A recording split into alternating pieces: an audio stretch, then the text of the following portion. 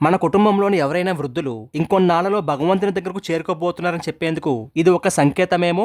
ఒక తల్లి తన కొడుకుతో, మీ నాన్న చాదస్తాన్ని భరించలేకపోతున్నాన్రా, పైగా ప్రతిదానికి నష్టపెడుతున్నాడు అంటూ 68 ఏళ్ల తల్లి తన 46 ఏళ్ల కొడుక్కి 72 ఏళ్ల తండ్రి గురించి కంప్లైంట్ చేసింది. కొడుకు ఓపిగ్గా తన తల్లి చెబుతున్నదంతా వింటున్నాడు. చెప్పిందే 90 సార్లు చెబుతున్నాడ్రా మీ నాన్న, ఇప్పుడే చెప్పారు కదా అంటే ఇంకోసారి వినలేవా అంటూ చిరాకు పడతాడు. అడిగింది 60 సార్లు అడుగుతాడు. ఇందాకే ఇచ్చాను కదా అంటే ఇంకోసారి ఇవ్వలేవా అంటూ చిరాకు పడుతున్నాడు మీ నాన్న అని చెప్పగానే అప్పుడు ఆమె కొడుకు, అమ్మ, పెళ్లి చేసుకున్న కొత్తలో నాన్న మీద నీకేమైనా కంప్లైంట్స్ ఉండేవా? లేదురా, ఆయన బంగారు కొండ గతాన్ని తలుచుకుంటూ అందావిడ. పోనీ ఆయన 40వ ఏటలా నష్టపెట్టేవాడా? అబ్బే లేదురా. పోనీ 50వ ఏటలా నష్టపెట్టాడా?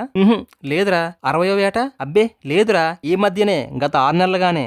అప్పుడు ఆమె కొడుకు, అమ్మ, నీకు పెళ్ళైన కొత్తలోనో షష్ఠపూర్తి టైంలోనో నాన్న చనిపోయి ఉంటే తట్టుకునేదానివి కాదమ్మా నువ్వు. ఇప్పుడు నాన్నగారిని దేవుడు తనతో తీసుకెళ్లే సమయం వచ్చింది. ఆయన వెళ్లిపోవడం మనకి బాధ కలిగించకూడదనే దేవుడు ఆ వయసులో నాన్న చేత నష్టపెట్టించి మనకి విసుగు వచ్చేలా చేసి మనకి నాన్న మీద ప్రేమ తగ్గేలా చేస్తున్నాడా భగవంతుడు. నాన్న వెళ్లిపోతున్నాడమ్మా. ఈ చివరి రోజుల్లోనే మనం నిజమైన ఓర్పుని, సహనాన్ని, ప్రేమని అందించి నాన్నకు తోడుగా ఉండాలి అని కొడుకు చెప్పగానే తల్లి కళ్ళ నిండా నీళ్లతో తండ్రి లాంటి తన కొడుకు వైపు చూసింది. కొడుకు చిన్న పిల్లాడిలా కనబడుతున్న తన తండ్రి వైపు చూశాడు. దయచేసి వృద్ధాప్యంలో ఉన్న మన తల్లిదండ్రులను నశపెడుతున్నారనే వంకతో అనాథ ఆశ్రమాల్లోనూ, ఓల్డేజ్ హోముల్లోనూ చేర్పించకండి. వాళ్ళని మనం కార్లలోనూ, విమానాల్లోనూ, ఆకాశ హర్మాల్లోనూ ఉంచాలని వాళ్ళు ఎప్పుడూ కోరుకోరు. వారి చివరి దశలో మనం వాళ్ళ కళ్ళ ముందు సంతోషంగా జీవిస్తూ ఆప్యాయంగా వారితో ఒక్క మాట మాట్లాడితే చాలని మాత్రమే కోరుకుంటారు.